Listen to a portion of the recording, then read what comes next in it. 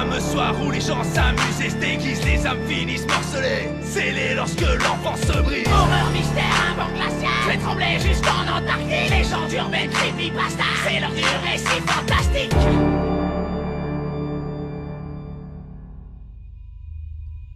Quelque part sur Terre, il y a un endroit appelé le champ de Swanson.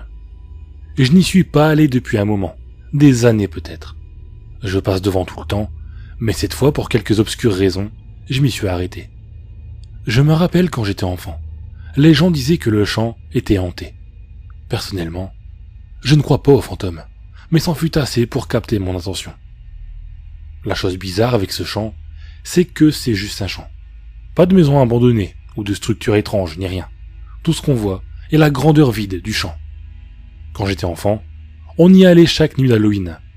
C'est marrant que je m'en souvienne maintenant. Tous les enfants dans mon école voulaient faire des masques le jour d'avant Halloween. Nous appelions ce jour le jour du couvre-chef. Nous faisions des masques pour aller au champ de Swanson le jour suivant. Je faisais toujours en sorte que mon masque ait l'air cool. Les professeurs voulaient, à chaque fois, que nous posions un faux diamant sur le dessus, ce qui ruinait tout le style du masque. Nous n'allions jamais demander des bonbons, nous allions nous promener dans le champ de Swanson avec nos parents. Mais nous ne devions jamais parler du champ, où y rester une autre nuit que celle d'Halloween.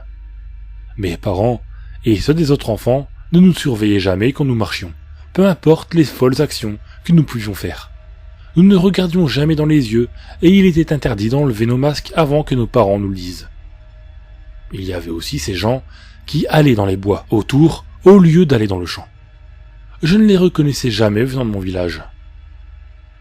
Quand je les voyais, je trouvais qu'ils ne bougeaient pas comme des humains, mais comme des cerfs. C'était une sorte de sautillement dans les ombres des arbres, mais ils marchaient sur deux jambes. Ils avaient des super costumes, ils semblaient presque vrais. Ils étaient complètement noirs, avec des bouches sur le dos, devant, derrière et sur les côtés de leur tête. La raison pour laquelle je peux affirmer que c'était des bouches était qu'elles étaient plus grises que le reste. C'est drôle, je ne pouvais jamais me rappeler comment la nuit avait fini.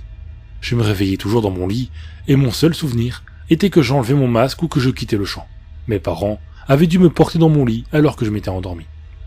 Ensuite, personne ne le rapportait plus. Les grands pouvaient devenir fous si vous parliez de fantômes ou d'enfants dans le champ. Je me souviens même d'un enfant qui avait été emprisonné pour avoir dessiné lui-même le petit diamant sur le dessus du masque.